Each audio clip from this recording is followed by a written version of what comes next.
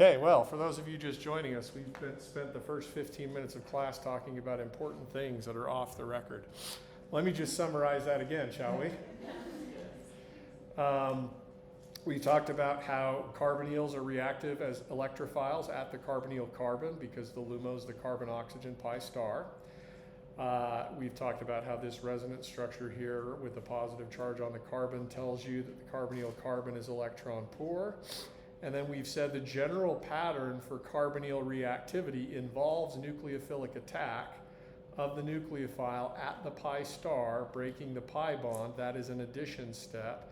And that gets you to this tetrahedral intermediate in which you made a new sigma bond between the nucleophile and the carbonyl carbon, and the electrons from the pi bond went out onto the oxygen.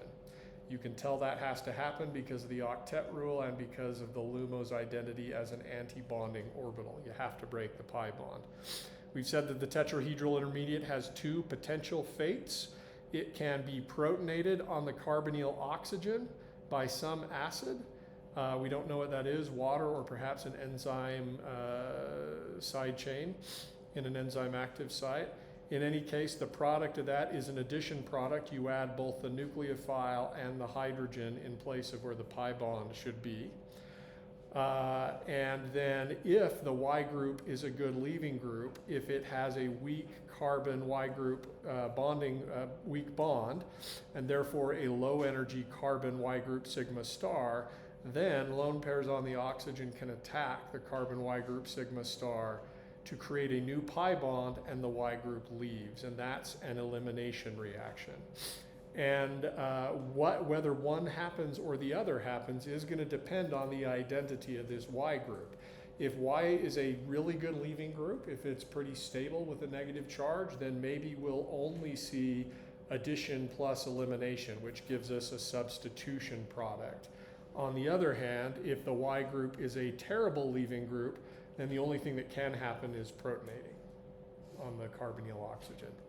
All right, that took like 3 minutes, so maybe I should just do that the whole time. We'll get 2 times the amount of content, right?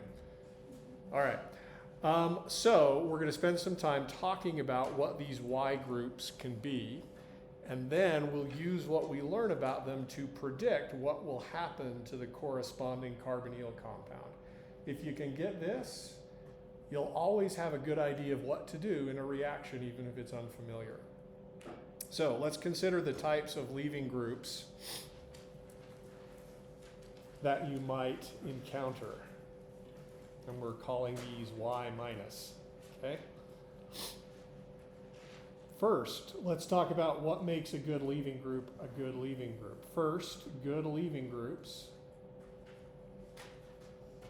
First and maybe the only criteria we'll use is good leaving groups are conjugate bases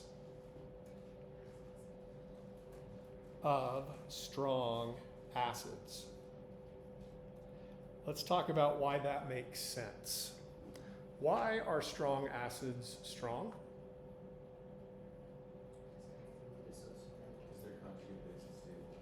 Okay, because they fully dissociate in water is a definition you learned in general chemistry, and that's true, though what that really means in this class is they lose a proton to water. They're acidic enough to lose a proton to water, okay? And then you said what? Their conjugate base is? Right. Strong acids have very stable conjugate bases. And we've used information before. We've used that information before in acid-base contexts. For example, one of the easiest that I could think of is, here is an acid, and then here, we'll just do an alcohol, is a base. The product is carboxylate. This is the conjugate base of the acid, and then here is the alcohol. And if we want to know which side of the equilibrium is preferred, we simply look up the pKa for the acids on either side of the equation, Here is the acid. The alcohol here is the conjugate acid of the base. I'll just abbreviate that as Ca. Okay? So what is the pKa of a carboxylic acid? If you need to look at a table, it's on the back side of your quiz for today. You can find it on the list. Found it? Find it on the list, it should be 4. Okay? pKa gives you a sense of acid strength. pKa for an alcohol is not on that sheet because you memorized it, or you're supposed to, which is 16. Which is the stronger acid? The one with the lower pKa is the stronger acid. And the other way of saying that is that this is the more stable, less reactive base. Alcohol is a weaker acid because what the conjugate base of an alcohol is called an alkoxide. That is a more reactive, less stable base. So you can use what you've learned about acidity, and you can learn how we rationalized acidity to develop some intuition about how strong conjugate bases are. The carboxylate is a weaker, less reactive conjugate base than the alkoxide, for the same reason that the carboxylic acid is more acidic than the alcohol. Yeah? Is it because of the resonance that's much more? Sure, yeah, it's resonance stabilization. You can see, we've done this before, that you can draw resonance structures where that negative charge is also delocalized out onto the adjacent oxygen. If you want to remember how to see that, you can push arrows like this to get to the other resonance structure, whereas this negative charge is localized. Yeah, so the carboxylate is resonance stabilized. Now the jump here is that the carboxylate is, and I guess I'll drag this down to the page because a couple of times ago when I taught a class, a student was like, can you not write over the page boundaries anymore? Because when we export them and print them as PDF, it's really annoying. And I said, okay. So there we go, we're avoiding the page break. The jump here is that the carboxylate is a better leaving group and the alkoxide is a worse leaving group. So you can compare leaving group ability by looking at the pKa of the conjugate acid of the leaving group. So you can compare leaving group ability, or perhaps stability, same thing.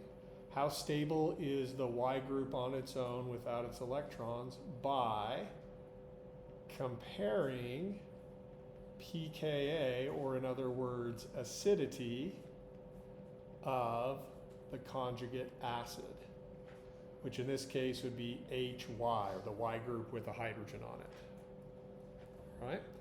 That's our major conclusion. You can compare leaving group ability by comparing the acidity of the corresponding conjugate acid. Questions about that? Okay, let's practice. On your quiz, question 1, you have a list of a list of potential leaving groups. And on the back of your quiz, you have a pKa table. And so I want you to look at each of those potential leaving groups, and I want you to find, if you can, the corresponding conjugate acid on the pKa table, and then write down the pKa of the conjugate acid on the front. So in other words, if you were looking, and if you need to, you can actually draw the conjugate acid here. The conjugate acid of N minus and RNH minus is this molecule, the amine. And if you want to, you can draw that structure and then write down its pKa.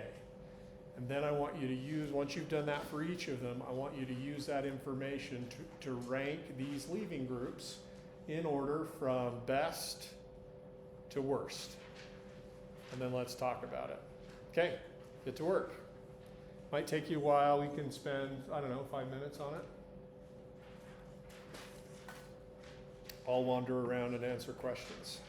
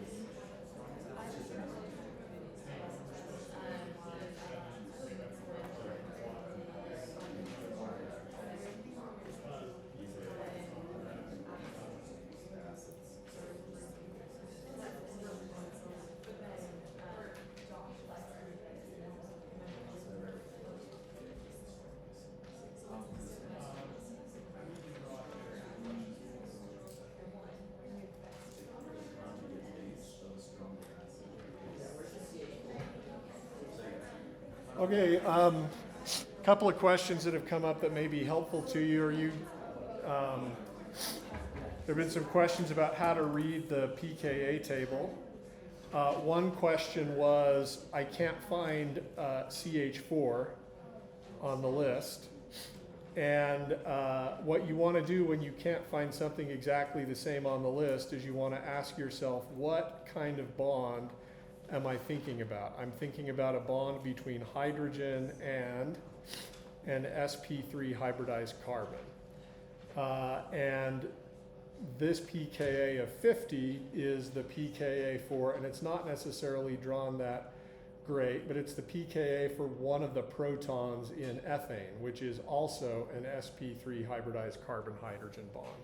So this is the pKa that I would use for methane. I don't have the exact thing, but it's close enough. Questions about how to make that jump? Explain that one more time. If you have a conjugate acid and you don't see the exact molecule on the list, then try to find something that's as close as possible and start by focusing in on the kind of bond. It's a hydrogen bonded to a carbon and the carbon's sp3. So I look for something on the list that has an sp3 hybridized carbon-hydrogen bond, and that's the only one. You wouldn't use this one because those carbons are sp2 hybridized. I mean, if I had no other choice, but since this one's on the list, 50 is a better guess. Questions about that? There have been some questions about the amines. This is good, and it's good for you to review this before you take the exam. I've made this pKa table so that in general, if there's drawn a N with a, or whatever, an atom with a line and an H, this is the proton you're thinking about. The pKa of 38 refers to NH3 losing its proton to become NH2 minus. Okay? This RHNH is a linear way to draw this molecule where one of the three hydrogens has been replaced with something carbon. The conjugate base would be this. And then of course R2NH would be the amine where two of three hydrogens have been replaced with carbons, and the conjugate base would look like this. This is sort of a condensed formula way to draw this. Okay, now let's talk about, any questions about that? For the ammonium ions, you can tell these are ammonium ions because they're all positively charged. H3N plus dash H refers to this molecule here, which is NH4 plus.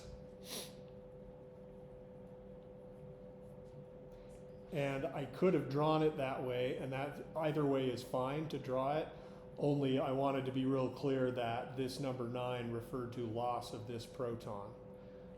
Similarly, the RH2N plus dash H refers to the ammonium ion where one of the four things has been replaced with a carbon. You could also draw this like this, and that would be fine. Those are all equivalent.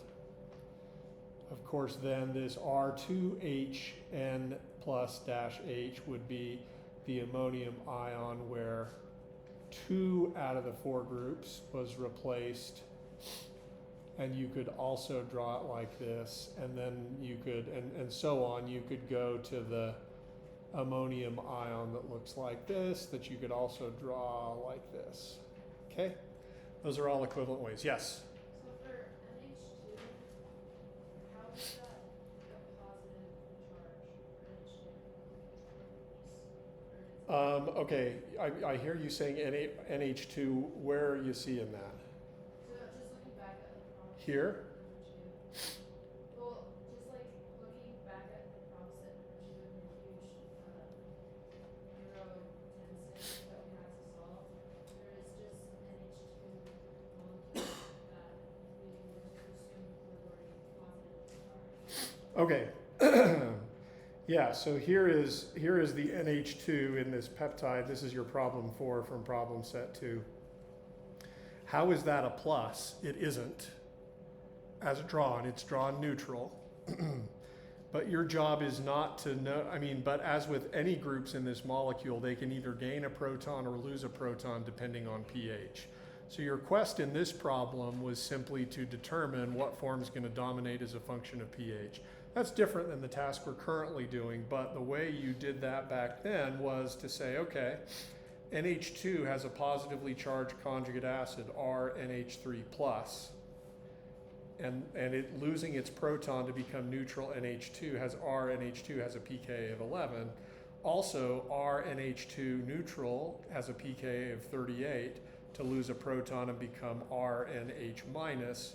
And then you look at the pH. pH is 7. That's less than 38. It's also less than 11. That tells you that both protons are on and that it's positively charged. Yeah. So for what you're currently working on, the amine shows up, let's see, here. It's negatively charged. What you want to do to generate the conjugate acid is add 1 proton. So that would go from negatively charged RNH- to neutral RNH2. And what's the right pKa? 38. Okay. Why am I not worrying about the 11 one?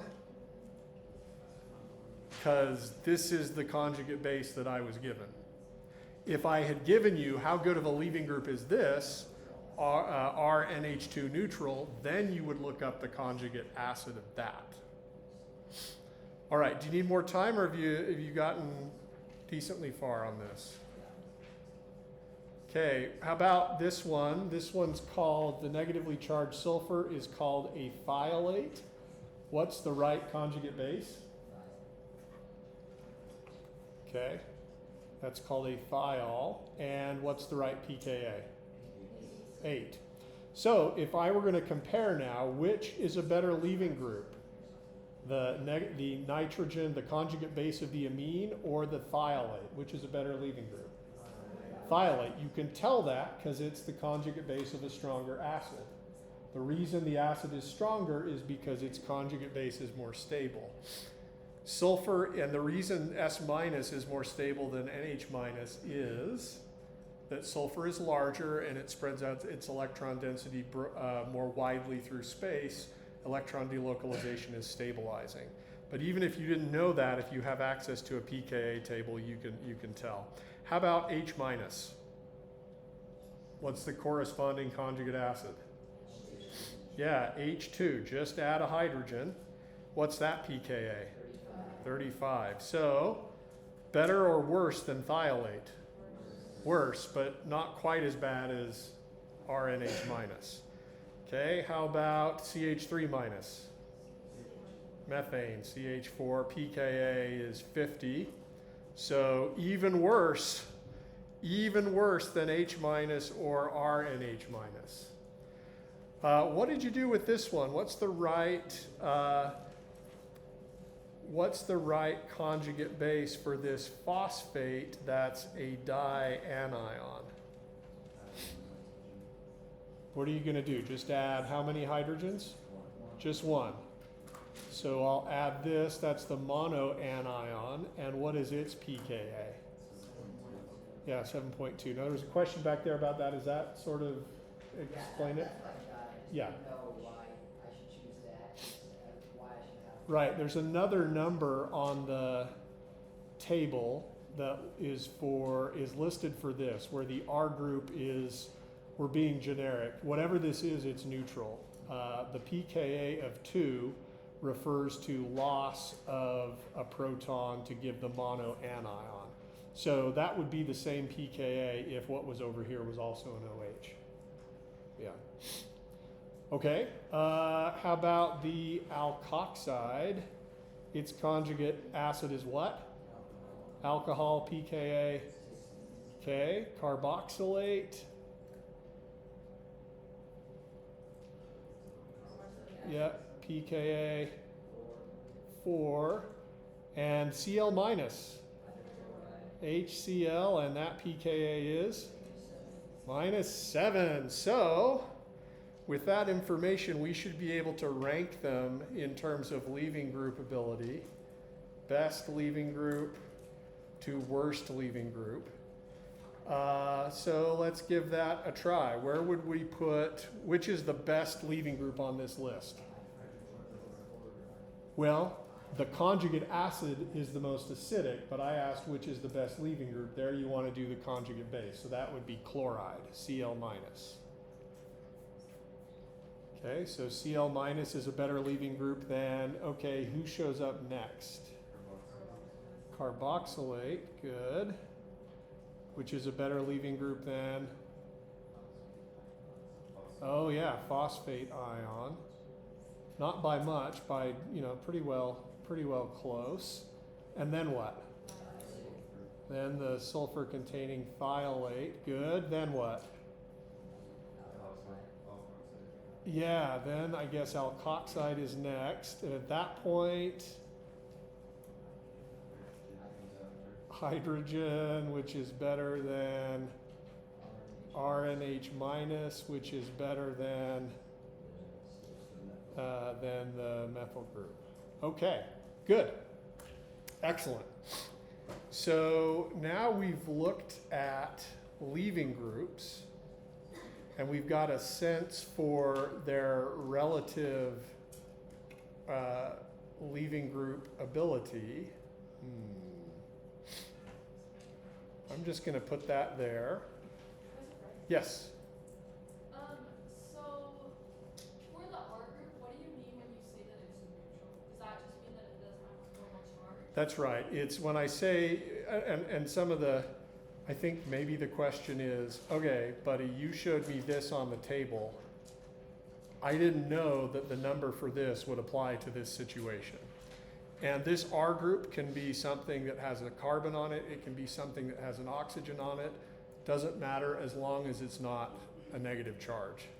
Because if it was a negative charge, you should use this one. Yep.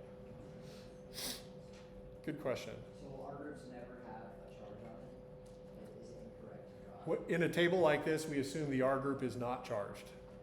Yep. All right. Now, if you look at all of these leaving groups that we've just summarized, almost all of them have lone pair electrons on them.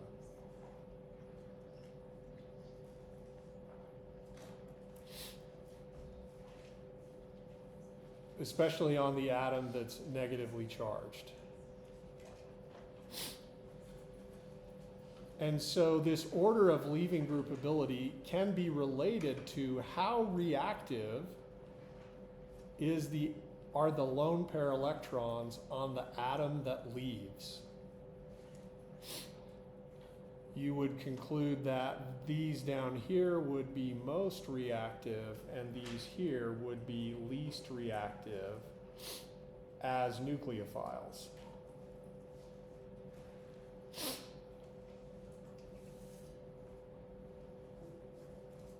So what we're going to do now is substitute in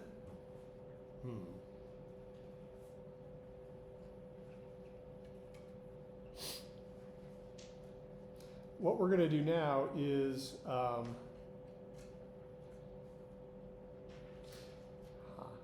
to think about the best way to do this. Yeah, let's go ahead and draw the corresponding carbonyl compound for each of these leaving groups. So here's where Cl is the leaving group. Here would be if a carboxylate is the leaving group.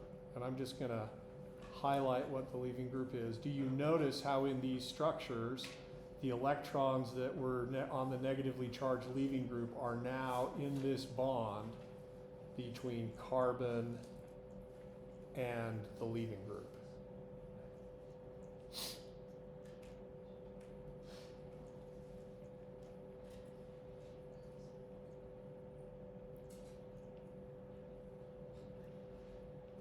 Okay, this one is called an acyl chloride or an acid chloride. This one is called an anhydride. This one is called an acyl phosphate. The term acyl is going to come up a lot. That refers to an R group attached to a carbonyl carbon. That's the acyl portion, and then the green portion here is the phosphate. And the electrons in the bond between the carbonyl carbon and the phosphate oxygen are the ones that are going to leave with the leaving group when it leaves.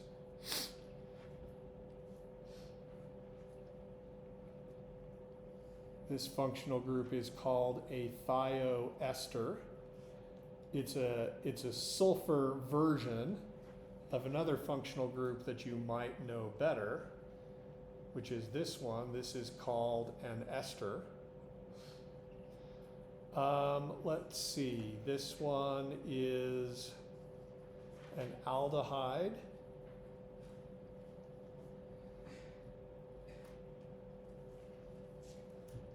And this one is an amide. And then lastly, we have the ketone.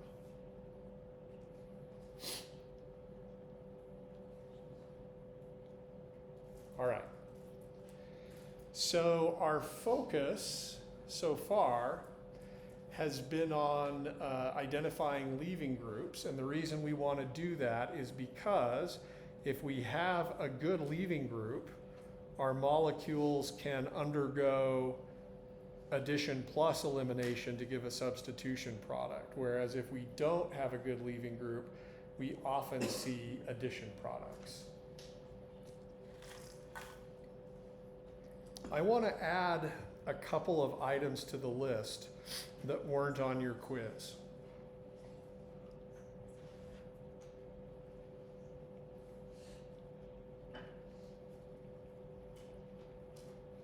Additional potential leaving groups. Water, alcohol, neutral amine. What would the conjugate acid of water be? H3O plus. What's the right pKa? No, -2. Yeah, -2. How about for the alcohol? The protonated alcohol also has a pKa of -2. What's the right conjugate acid of R neutral RNH2, the neutral amine? RNH3 plus, and its pKa is 11. So one of the things that I want you to observe is how something here, the alkoxide, which is not a very good leaving group, if we could convert it into the protonated, if we could convert it into the alcohol, it would be a good leaving group. What would that look like? Well, let's take the ester and then let's protonate.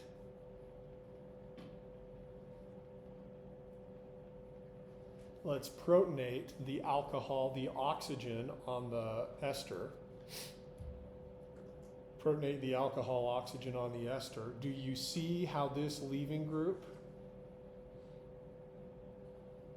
if it left with the electrons in this bond, it would leave as the neutral alcohol?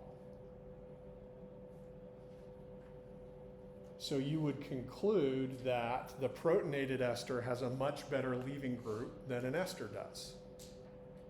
So you will see one thing that enzymes will do to help substitution reactions happen is they will use acids to turn what were previously cruddy leaving groups into much, much better leaving groups. To repeat that, compare the ester. What's the leaving group on this ester? You take the group off and you take the red electrons with it. This is the leaving group.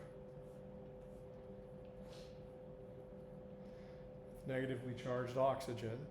And then what is the leaving group for the protonated ester? It's just the neutral alcohol, pKa of the conjugate acid of the alkoxide is 16, pKa of the conjugate acid of the alcohol is -2.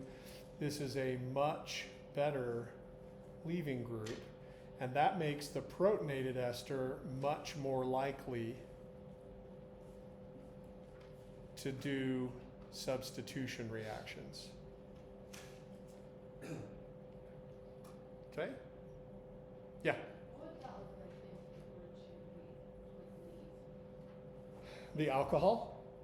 Yeah. Yeah, it would leave like this, the neutral alcohol. So what would the double bond to the oxygen? So you would envision this occurring as a nucleophile, perhaps with a negative charge, attacks the carbonyl carbon. You get a tetrahedral intermediate. Then, because you have a good leaving group here, electrons on the oxygen can kick down, kick the leaving group off, and then you can get your substitution product. Is that always gonna happen? What do you mean always? Like if there's always a good leaving group on will it always kick it off? So if you have a good leaving group, will it always get kicked off? The answer to that question is complicated enough that it's difficult to give, in the sense that, and we're going to talk about this next time, some reactions are very favorable, they're downhill in energy, and they go, basically, they go from start to finish quickly, and then they're done. Other reactions are very slow, they're uphill in energy, and then some reactions are neutral. They're just basically about the same from starting material to products, so they can go forwards and backwards. So it's difficult to say, will that group always leave? Because you're sort of asking the question, is that reaction always favorable? I'm going to show you how to make that assessment, but we're not quite ready yet. Yeah? I'm confused where you got the -2 on that alcohol when you take it off of the protonated ester. Okay, so when we're thinking about the leaving group, we always want to think about what the conjugate acid of the leaving group is. The conjugate acid of the alcohol is this one, whose pKa is -2. In the same way that up here, this is the leaving group, the number 16, and this is just shorthand. I'm not, oops. Number 16 is for the conjugate acid of the leaving group, which is the alcohol. Yeah. Okay. So we can use leaving group ability to predict how well these molecules will react in substitution reactions. And you would be right to say, okay, acid chlorides should react faster in substitution reactions than anhydrides, faster than acyl phosphates, faster than thioesters, which should be faster than esters. Once you get to this point,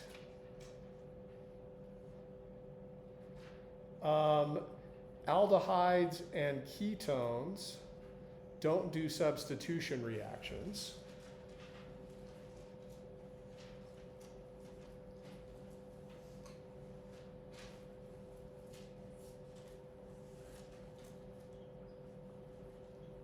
And amides really don't either,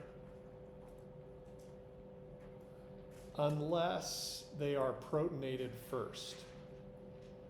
So what do I mean by that? Imagine an amide like we did with the protonated ester. Imagine a protonated amide like this.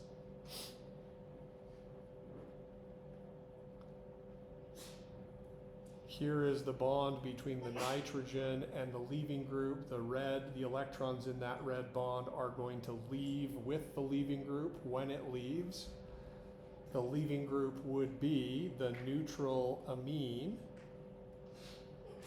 Its conjugate acid is the positively charged ammonium group, which has a pKa of 11. That is now much more likely to leave than the R and H minus leaving group. So you're seeing that there are some things like acid chlorides, anhydrides, acyl phosphates, thioesters that have decent leaving groups and can do substitution reactions. You're seeing things like esters and amides that don't really have a great leaving group, but if it were protonated, maybe it could leave. And then you have aldehydes and ketones, which are never have a good leaving group. All right? Questions about that? Yeah. So can leaving group ability be influenced by pH? Can leaving group ability be influenced by pH? Yes, absolutely. And nature's strategy for catalyzing reactions is often to use acids and bases in the enzyme active site to influence how much of a good leaving group something is. Okay? Yes? Can you scroll down just a little bit? Yeah. Thank you. Yeah. All right. Now, we've talked about going back up to our general pattern of reactivity. We've talked about leaving group ability and the fate of the tetrahedral intermediate. But that's not the whole story, because as you know, we started this class talking about nucleophilic attack, which is how well does the nucleophile add to the pi star. And so we need to assess the efficiency of this step as well. So far, what we've looked at is the efficiency of the elimination step. Now we're going to look at the efficiency of the addition step. And we'll come to almost the same conclusion in terms of what influences that addition step, with a couple of exceptions that are going to make sense once we talk about them. But with that cliffhanger, we'll go to break and we'll be back in about 5.